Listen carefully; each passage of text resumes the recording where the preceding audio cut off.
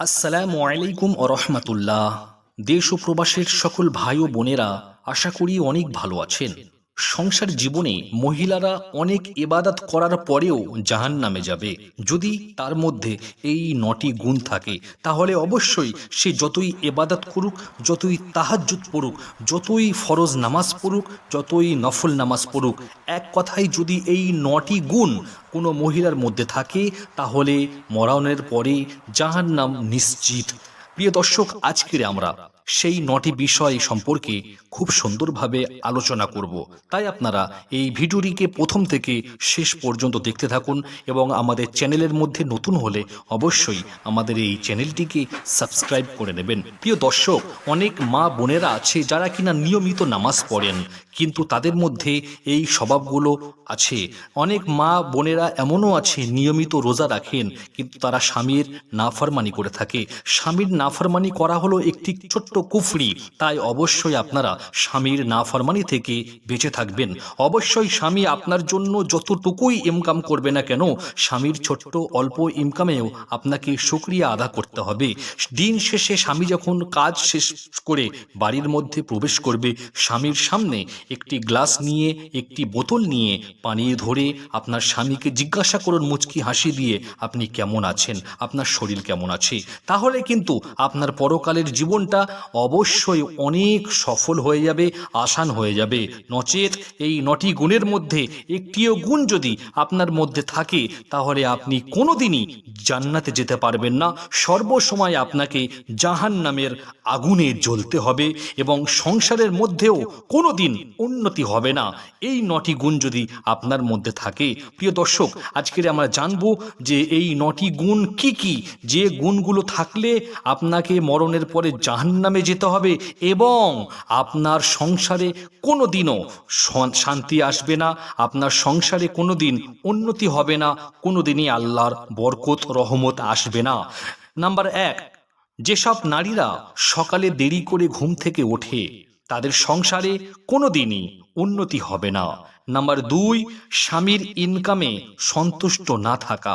আপনার স্বামীর ইনকাম যদি অল্পও হয় তাতেই আপনি সন্তুষ্ট থাকুন এবং আল্লাহর শুকরিয়া আদায় করুন। নাম্বার ৩, স্বামীর মতামতের গুরুত্ব না দেওয়া।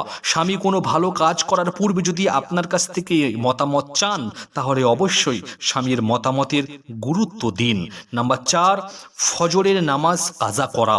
নামাজ এমন একটি জিনিস যা প্রত্যেকটি মানুষের প্রতি ফরজ করা হয়েছে।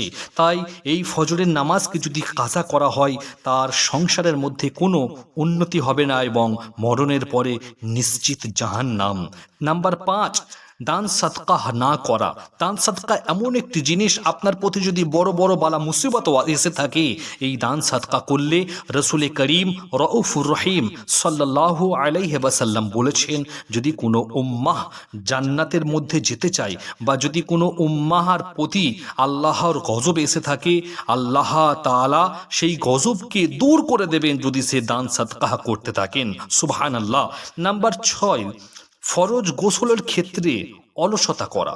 যদি কোনো নারীর মধ্যে এই গুণ থাকে তাহলে অবশ্যই তার সংসারে কোনো দিন বরকত আসবে না।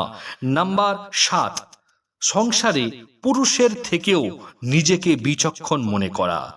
যে সংসারের মধ্যে পুরুষের থেকে নারীর আওয়াজ দ্বিগুণ, অবশ্যই সেই সংসার একটি কবরস্থান। সেই সংসারের মধ্যে আল্লাহর রহমত বরকত কোনোদিনই আসবে না এবং ওই মহিলা, যে মহিলা স্বামীকে দাঁত দিয়ে চলতে থাকে, স্বামীর উপরে যে চেঁচায়, সেই মহিলা মরার পরে অবশ্যই জাহান্নামে যাবে। নাম্বার ৮, ইচ্ছাকৃতভাবে নামাজ দেরি করে আদায় করা। আল্লাহ রাব্বুল আলামিন পবিত্র কালামুল্লাহর মধ্যে বলেছেন, ইন্নাস সলাতা কানাত আলাল মুমিনিনা কিতাবাম মাওকুতা। নিশ্চয়ই তোমাদের প্রতি নামাজ নির্দিষ্ট সময়ে ফরজ করা হয়েছে, তাই অবশ্যই নির্দিষ্ট সময়ে নামাজ আদায় করা। নাম্বার ৯, আত্মীয় ও পারিবারিক সম্পর্ক বিচ্ছিন্ন করার মানসিকতা থাকা। যদি কোনো মহিলার মধ্যে এই মানসিকতা থাকে যে আমি বিবাহ করার পরে আমার স্বামীর যারা আত্মীয় স্বজন রয়েছে তাদের সাথে সম্পর্ক বিচ্ছিন্ন করব, তাহলে ওই মহিলা কোনোদিন তার সংসারের মধ্যে সুখ আসবে না, উন্নতি আসবে না, সর্বসময় তার সংসারের মধ্যে হাহাকার থাকবে। আর এই 9টি স্বভাব যদি কোনো মহিলার মধ্যে থাকে তার মরণের পরে জাহান্নাম নিশ্চিত। তাই অবশ্যই মা বোনেরা, আপনারা যারা যারা আমল করেন, যারা যারা নামাজ পড়েন, যারা যারাই ভালো আমল করেন এবং রোজা রাখেন, আপনারা অবশ্যই এই 9টি গুণ থেকে বেঁচে থাকবেন। আল্লাহ পাক আপনার সংসারে বরকত দেবেন এবং মরণের পরে আপনার জন্য জান্নাত অপেক্ষা করবে। আল্লাহ রাব্বুল আলামিন আমাদের সকল মা বোনকে সঠিক বুঝদান করুক, আমিন সুম্মা আমিন। এই পর্যন্ত আজকের ছোট্ট ভিডিওটি। আমাদের ছোট্ট ভিডিওটি যদি আপনাদেরকে ভালো লাগে তাহলে অবশ্যই এই ভিডিওটি আপনাদের বন্ধুদের মাঝে এবং বিভিন্ন সোশ্যাল মিডিয়াতে শেয়ার করে দেবেন। ভালো থাকবেন, সুস্থ থাকবেন। আল্লাহ হাফিজ।